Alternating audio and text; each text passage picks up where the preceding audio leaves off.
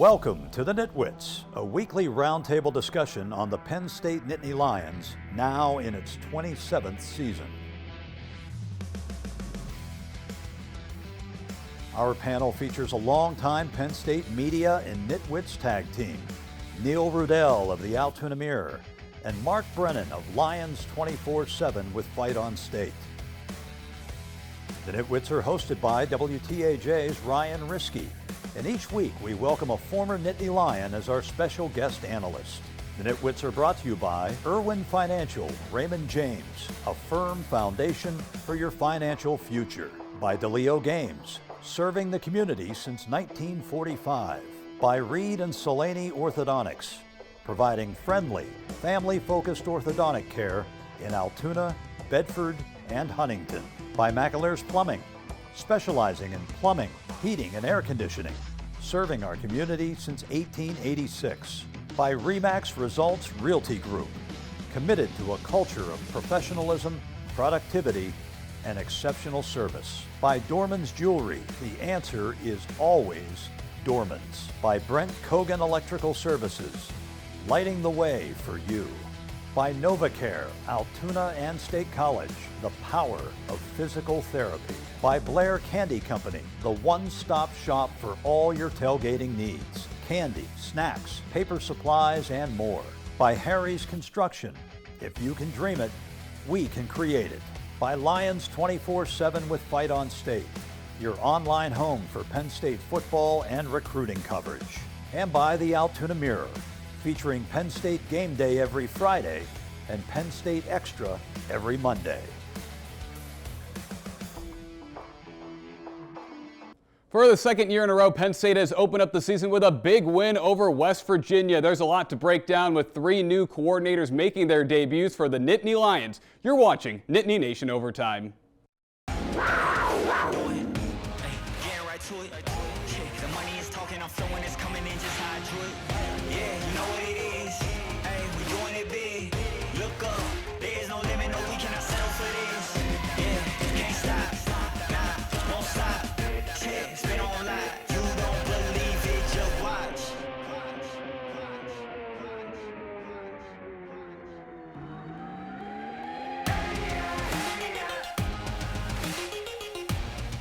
Welcome into Nittany Nation Overtime. I'm Ryan Riskey, joined by Mark Brennan, Neil Rudell, and former Nittany Lion Steve Smear. Guys, a lot to break down. Big win for Penn State over West Virginia, and honestly, kind of seemed like a lot of deja vu from last year. 3 touchdown passes for Drew Aller, double-digit win against the same opponent. Yeah, I think the passing game was terrific. If this is an indication of Andy Kotelnicki's work, I think they're off to a great start. But just overall, just a very impressive performance and a really good win at a place that, I think there was some concerns. I know this side of the panel thought it was pretty decisive. Joe Nastasi and I thought it would be a little closer. At least we all picked Penn State, but definitely a good start. Yeah, Ryan, you mentioned the three coordinators, but obviously all eyes were on Andy Kotelnicki. He had won every single press conference. He was great when we would see him at practice, but we had no idea what this offense was going to do. They really showed nothing in this. We didn't get to see them scrimmage really in the spring. I don't count the blue-white game because that was so vanilla that we didn't get to see them scrimmage in preseason camp. So what was going to happen? There was a lot on the line. If they flopped, a lot of that goodwill goes out the window, and they certainly did not flop. I thought they checked off all the boxes of the things that he wanted to do after a little bit of a slow start, and I thought that was a great sign for him, for Aller, for the entire offense. Yeah, and I honestly thought, Trey Wallace stepping up in a big way, because that wide receiver room for the second year in a row was one of the bigger question marks heading in. And like last year in week 1, Keandre Lambert-Smith stepped up. This time it was Trey Wallace. So I still think we still want to see more guys, step up into the limelight in that wide receiver room. I think as far as the defense is concerned, I looked up the 23 game, and in that game, they gained like 306 yards against our defense, and this year it was like 240-something. And they held them under 100 yards rushing, and I think I heard that was the first time that they've been held under 100 yards for a number of games. So they played really well defensively, and they played a different type of game, I think. They didn't blitz as much as they did with Diaz. Yeah, to think, Steve, and you can speak to this, but what returned for the defense, I thought, was that kind of angry attitude that you had under Manny Diaz. So under Tom Allen, maybe it's not the exact same scheme, but the viciousness, you knew that. That's what your teams were all about. Yeah. But on the other side of it, I thought we saw some of that toughness and enthusiasm on offense as well. So to see it on both sides, I think was a good thing. What I liked about the offense was there were times and key moments these last couple of years that they haven't been all that decisive. In what they wanted to do and how long it would take them to do it once they did get to the line. I thought yesterday there were some real examples, fourth down early, kind of in between field goal range. They got right up to the line of scrimmage, got the ball to Tyler Warren, one of your best players. And I just think that Kotelnicki and Aller, were just really in sync as they missed a couple early, but as the game went on, I was just, really impressed and just the clearly they know what they want to accomplish. Well, and going back to what Ryan said, I mean, the things that Kotelnicki talked about were getting the ball in the hands of their best playmakers. Your three best non-QB offensive players going into the season all scored touchdowns, and the two running backs and Tyler Warren, getting the ball to players in space. Yeah. Did we see that with Harrison Walls and even Evans? And then number three, being unpredictable. Drew Aller running. West Virginia had no idea. So those boxes were all checked. But yes, now they have to expand that to some other players, because if you look at the production numbers, the big names did well, but you didn't see a lot of the supporting cast, which I think we will see. They set a foundation, which I think is good, but now expanded. Right, and one thing that I liked was how aggressive they were. I don't think anyone was expecting them to take a shot downfield to Amari Evans with 20 seconds left in the half to set up what looked to be a field goal, and then on the next play you go to the end zone and Trey Wallace makes an acrobatic back shoulder catch. They were in a man off defense too, which is surprising at that point in the game. You're normally in a zone, a deep zone, and keep everything in front of you. And for some reason they played man back there, and he got lost. Yeah, I'm sure West Virginia has to be kicking themselves in some situations. I mean, this score really could have been worse. Penn State, kind of lost every officiating, either review or call. But, there's West Virginia hanging in the football game, and they allow basically Penn State to go up the field in 30 seconds for 70 yards. If it's 13-6 going into that halftime delay, it might be different. Well, that's the thing. So you go into the weather delay, and people just didn't come back. They thought the game was over, and pretty much it was, but that's how big that was. And then the other thing I liked, they come out, and unlike Michigan State a couple years ago, boom, they score again. Yeah. So you put touchdowns on either side of that, that's 14 points in that game, and that's not only scoring, it's scoring at the key moments. And James has even talked about that in the past. He wants to get that final score before the half, and then he wants the ball coming out of the half, because those 4 minutes before the half and after the half begins, those are key moments, and instead that's a 14-point swing right there. Yeah, and I think the commitment to the run, they were so efficient when you look at it. Aller only threw the ball 17 times, and yet they got the ball to Singleton. They were committed to it. They were decisive when they wanted to bring Pabula in. So a lot of good things to build on. Yeah, so anyways, we got to take a quick break, but when we come back, we're going to discuss all the personnel changes that the Nittany Lions made, getting guys involved, and also dissecting the run performance. You're watching Nittany Nation Overtime. The Nitwits are being brought to you by Irwin Financial Raymond James, a firm foundation for your financial future. By DeLeo Games, serving the community since 1945.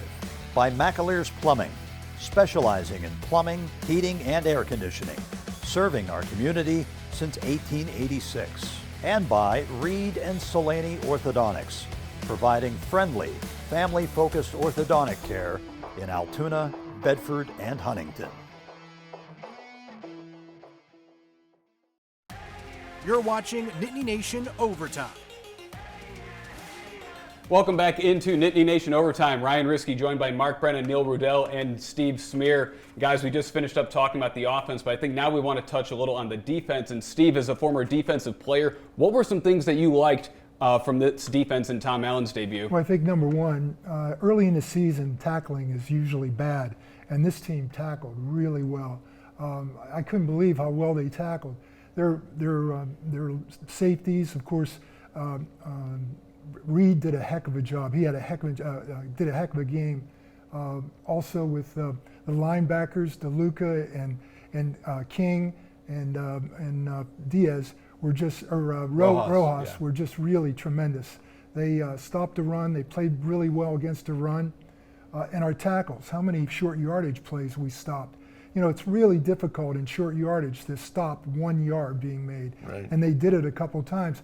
On the one drive where they scored in the first or second quarter, you know, they had to make 2 tremendous catches. Fox caught one and the tight end caught one. On the second, and they scored 3 points. On the second one, we actually stopped them. 4th down. We stopped them and they got an opportunity to kick a field goal. Right, you had replay officials said that they got there even though it didn't even look like he broke the line of scrimmage. Steve, you know what I loved was the depth of the defensive line. It's a hot day.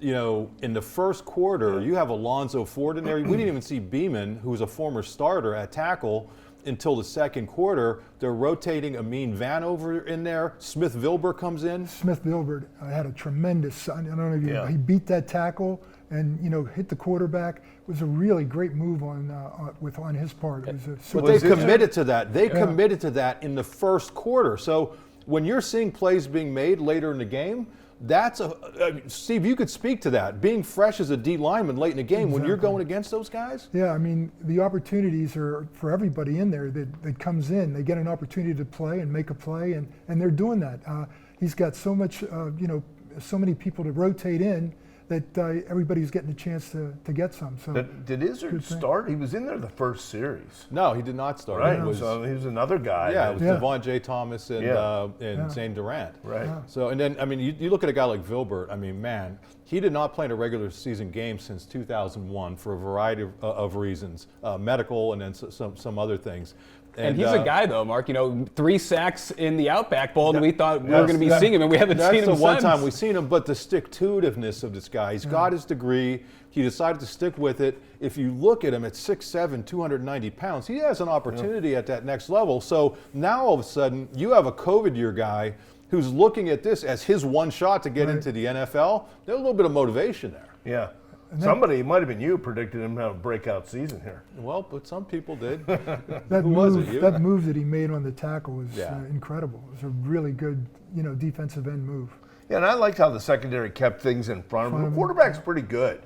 I thought West Virginia, again. That kid's tough. The receivers let him down at times.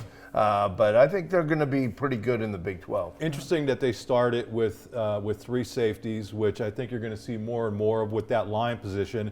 And I think if you look at the snap counts, Jalen Reed, I think he played 51 snaps or 50. I think he missed a snap or 2 because he got dinged up a little bit. But I think almost 2/3 of his snaps were in the box. So you have a guy out there who's running around. I mean, like when he tracked Green down after the bad snap, I mean, he is like a guided missile. And he can do that, and he can also drop back in coverage. You mentioned him, Steve. What a heck of a player. Yeah, I thought he had the best game of all the safeties. And in fact, I thought he was the #1 defensive player on the field. But we also got really good linebacker play. Yeah. I mean, you know, King had a number of tackles. DeLuca made a big play on a short yardage play. Yeah. And Rojas was, I mean, he's a player. Yeah, for his first start, I mean, he's going to get better and better and better. That's the guy who came to Penn State at 210 pounds, and now he's pushing 250. Yeah, so yeah, it's crazy. And right now, we're really seeing the amount of depth that they have after graduating a plethora of players to the NFL. They're just able to rotate guys in and out, as we mentioned, keeping guys fresh late in games. You know what I'd be interested, I couldn't tell. I don't know how many times they played with just 2 linebackers and how many times they played with 3. But if they played with 2, they really held up well against the run. And I didn't get a chance to really hone in on that. But because in talking to some people, everybody was kind of concerned. Are they going to be able to play with just two linebackers? And if they did, Well, I think they played Reed lets really you well. do that. That's what I Yeah. think one of the keys is. One area of concern, though, is Tamir Robinson was bumped up. I think he's a guy they were looking at as being in that linebacker rotation, so you can keep guys fresh. So let's see what his situation is. He got banged up on special teams. We didn't see him. Otherwise, we pretty much only saw the guys you talk about and Tyler Elsdon. Elsdon came in. I and thought he did some a good good job. He Yeah. didn't hurt us. He didn't hurt us when he Yeah, was they in kind there. of put him in short yardage, and he stuck his Yeah. nose in there. Yeah. Yeah. Right, I mean, and going back to the short yardage, even like the touchdown that West Virginia scored didn't even look like the guy crossed the line. He didn't So- cross it. Exactly. He didn't They cross could the have been line. limited to 3 points. Yeah. You Right. know? Were I mean, not that for the was- officials, the Big 12 crew also. Yeah, I mean, you talk about the linesman and the replay guy. What were they doing? I mean, it was unbelievable. The people on TV are saying, "Hey, he didn't make it," and they're watching the film, and I don't know what they're seeing. Right, and I mean, and almost I think, even if you're like James Franklin, you can chalk that up as, you did get the stop there when you're kind of looking at things. Yeah, I mean, that's great, but fortunately for Penn State, it wasn't a super tight game. The call that really bothered me was the targeting on Singleton. I mean, how do you wave that off? I just don't even comprehend that. Listen, I get officials making mistakes, but this is the safety of both kids. I mean, that linebacker could have been injured on that too. How does that called and then you wave it off? I don't get it. Yeah, I mean, I completely agree. And speaking of Singleton, he had a big game with 114 yards on the ground, and we're going to get to that. But right now, we have to take a quick break. You're watching Nittany Nation Overtime. The Nitwits are being brought to you by RE/MAX Results Realty Group, committed to a culture of professionalism, productivity, and exceptional service. By Dorman's Jewelry, the answer is always Dorman's. By Blair Candy Company, the one-stop shop for all your tailgating needs. Candy, snacks, paper supplies, and more. And by Harry's Construction. If you can dream it, we can create it. You're watching Nittany Nation Overtime.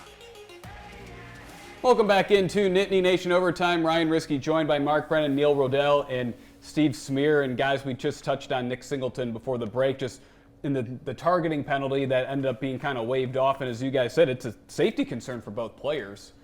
Yeah, you just can't do that. Fortunately, Nick was fine, and fortunately for Nick, since the end of last season, he's been fine. Since the coordinator change, he's been like a different running back. In 2 of the last 4 games, he's rushed for over 100 yards. He didn't hit 100 yards up until the point where the coordinator change took place. So clearly, they're figuring it out that there are different ways to do things with him, and I think they're doing a good job. And I also think the fact that they did work down the field a little bit, open things up for the running backs. Katron Allen actually had more carries in that game than Nick Singleton He didn't gain a lot of yards. He did have a good play on But you're going to see that, I think. I think you're going to see on them the touchdown. flip-flopping. But I liked how they were committed to getting Singleton to the edge and into space, and that was good. And I put a little more stock in this game than I know we talked about the success that offense had late in the last couple games last year. But you were talking about Rutgers and Michigan State. Right, but he wasn't getting there against the lesser teams on the schedule last year, Neil. Because remember, there were 3 games last year. Penn State was playing the team who was the worst rushing defense in the Big Ten, and they struggled to run the ball. Yeah. So, I mean, and one thing that I did like with Singleton, as you said, it looked like they started to use him the way they might have a couple of years ago when he was the Big Ten Freshman of the Year. He had 2 carries for more than 40 yards, the long touchdown. And last year, his long carry was only 24 yards. Right. Yeah, he looked like he had a little bit of an extra gear like he had his freshman year. Yeah, and that's a guy who's pushing 230 pounds. I mean, it's hard to. He and Katron are both big backs. And What about the big plays? We had 4. In the game we had 7 all year. Yep, last they had year, 4 plays of 40 or more yards, and so it was a completely different looking offense. Hey, we probably ought to hit on how they handled the weather delay, which is frustrating for everybody. And, they clearly learned something from the experience at Michigan State 5 years ago already. Yeah, Neil was frustrated.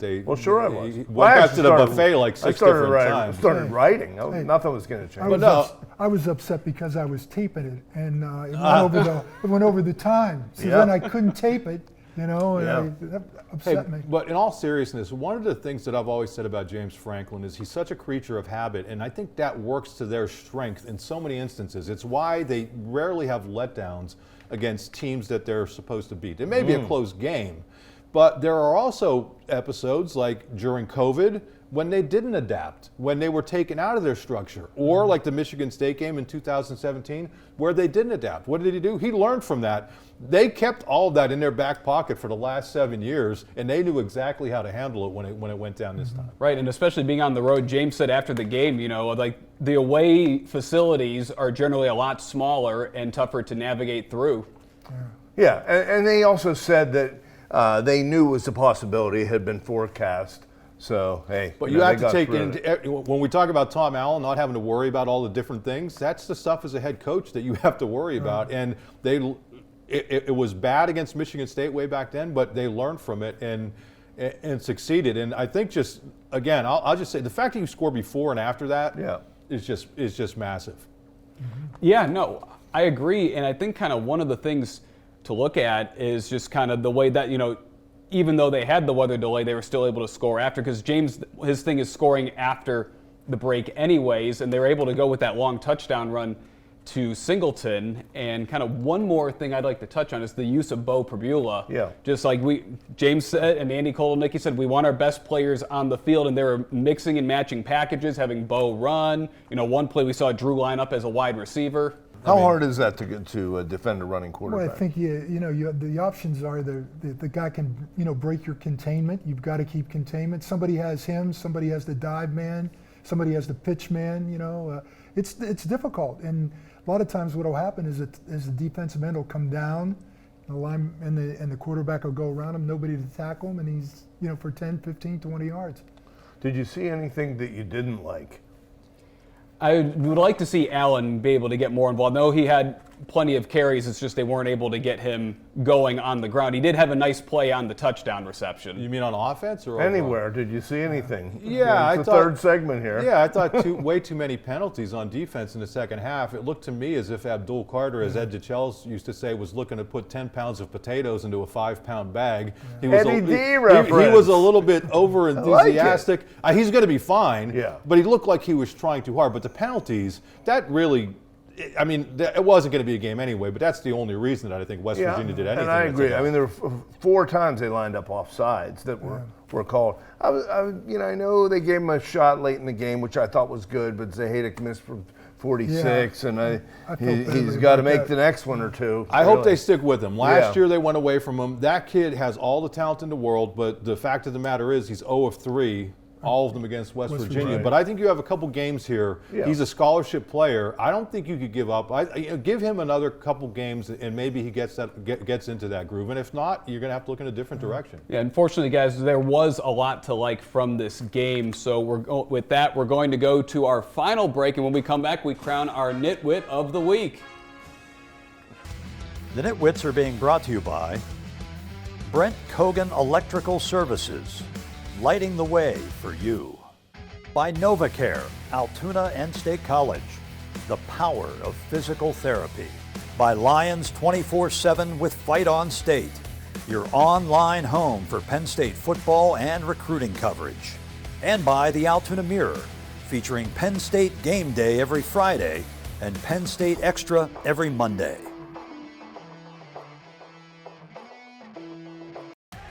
You're watching Nittany Nation Overtime. Oh, and look at that. The host has gone 1-0. Congratulations, pal. Yep. Even though it wasn't you. Good job, Andrew. Nice job, Andrew. Hey, we ended up winning last year, too. That's right. We did. We did. So I guess that means I have to go first for Bowling Green. I'm going to say Penn State wins 45-10. I think we see some more players get involved in the offense, specifically wide receivers besides Trey Wallace. Yeah, I think one of the good things out of that game, this may sound weird, is that, the penalties, they maybe didn't get the ball to as many people as you might would have liked on offense. I think there are a lot of teaching moments. I think you come out of that, and I think that's good for a coaching staff. So I think you're going to see improvement from week 1 to week 2. Back in 1998, 1998, Penn State beat Bowling Green 48-3 for Joe Paterno's 300th victory. I'm going 48-3 again for James Franklin's 90th victory at Penn State. Yeah, I like it. Ironically, it was Joe's 200th and 300th. There you go. Wow, you guys are like an encyclopedia. You mentioned getting the ball to other guys, and Fleming. We got to see what happens here eventually. He wasn't He didn't have any catches. Didn't really. I don't think he had a target. You know, he had as many reps as Harrison Walsh, though. Incredible. So he was out there. They just have to figure a way to get him the ball. Sorry, Neil. So but no, that was we'll a see good, how good that stat. shakes out. It also came up afterwards that they got 4 straight home games now, and really 5 straight weeks at home because you're mixing an open date. So you got to manage that type of potential malaise against a non-conference schedule. I think that I'm going to go big this time. Penn State 50, Bowling Green 10. All right, and Steve? 54-14. All right, and Steve, just letting you know there's some pressure on you because last year the guests did not win a single week. It's rigged. Hey, Steve, good to see you. I don't know about that. Good to see you. Been such a friend of the show. Drove 3 hours again. I never miss a NitWits. We always love having you. Never miss All right, well, we appreciate you coming on, Steve. So it's unanimous. All 4 of us are picking Penn State to win big next week. Thank you so much for watching another edition of Nittany Nation Overtime. We'll be back on at the same time next week after Penn State's game against Bowling Green. Thanks for watching WTAJ's Nittany Nation Overtime.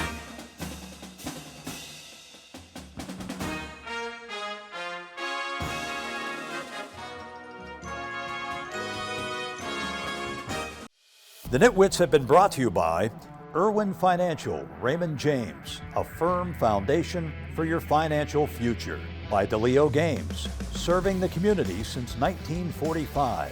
By Reed and Solaney Orthodontics, providing friendly, family-focused orthodontic care in Altoona, Bedford, and Huntington. By McAlear's Plumbing, specializing in plumbing, heating, and air conditioning, serving our community since 1886. By RE/MAX Results Realty Group, committed to a culture of professionalism, productivity, and exceptional service. By Dorman's Jewelry, the answer is always Dorman's. By Brent Kogan Electrical Services, lighting the way for you. By NovaCare, Altoona and State College, the power of physical therapy. By Blair Candy Company, the one-stop shop for all your tailgating needs. Candy, snacks, paper supplies, and more. By Harry's Construction. If you can dream it, we can create it. By Lions 24/7 with Fight on State, your online home for Penn State football and recruiting coverage. And by the Altoona Mirror, featuring Penn State Game Day every Friday and Penn State Extra every Monday. Thanks for watching, and we'll see you next week.